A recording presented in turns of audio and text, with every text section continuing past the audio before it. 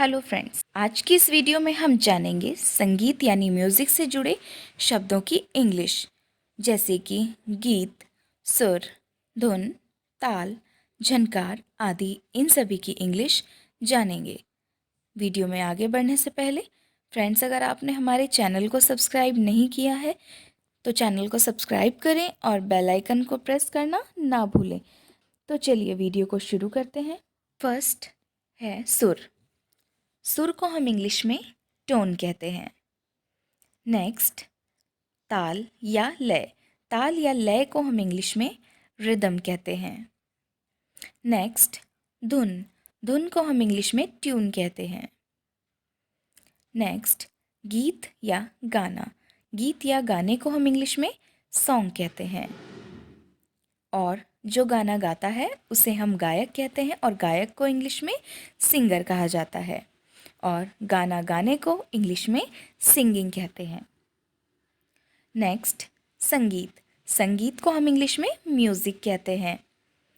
Next, संगीतकार। संगीतकार को हम इंग्लिश में म्यूजिशियन कहते हैं और जो व्यक्ति संगीत लिखता है या संगीत की धुनें बनाता है उसे हम संगीतकार कहते हैं, यानी म्यूजिशियन भी कहते हैं।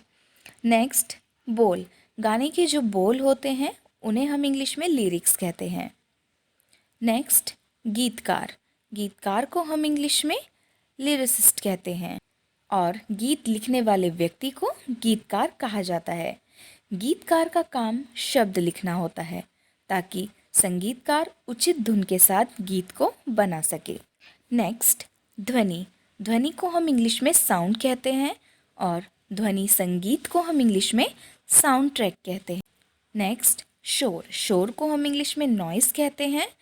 आवाज़ के उतार चढ़ाव को हम इंग्लिश में पिच कहते हैं, जिसे हम हाई पिच और लो पिच भी कहते हैं।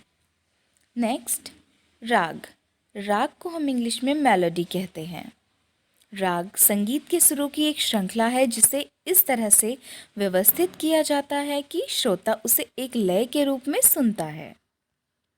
नेक्स्ट, भजन। भजन को हम इंग्लिश में हिम कहते हैं और झनकार को हम इंग्लिश में चाइम कहते हैं। नेक्स्ट, कविता। कविता को हम इंग्लिश में पोएम कहते हैं। आइए अब हम जान लेते हैं कुछ म्यूज़िक इंस्ट्रूमेंट्स यानी कि संगीत वाद्य यंत्रों की इंग्लिश। पहला है ढोल। ढोल को हम इंग्लिश में ड्रम कहते हैं। ढोलक। ढोलक को हम इंग्लिश में टॉम टॉम कहते हैं। नेक्स्ट, तबला। तबला को हम इंग्लिश में टैबोर कहते हैं। नेक्स्ट, बांसुरी। बांसुरी को हम इंग्लिश में फ्लूट कहते हैं। नेक्स्ट, पियानो बाजा। पियानो बाजे को हम इंग्लिश में पियानो ही कहते हैं।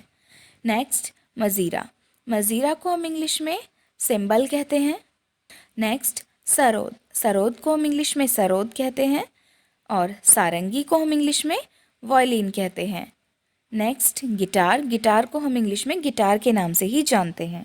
नेक्स्ट, हारमोनियम बाजा। हारमोनियम बाजे को हम इंग्लिश में हारमोनियम ही कहते हैं। फ्रेंड्स, हमारे द्वारा दी गई जानकारी आपको पसंद आई हो तो वीडियो को लाइक करें और अगर आपका कोई सवाल है तो आप हमें कमेंट सेक्शन में ज़रूर बताएं। हमारे चैनल सीखो फ्री को सब्सक्राइब एंड शेयर करना ना भूलें। Thanks for watching. Have a nice day.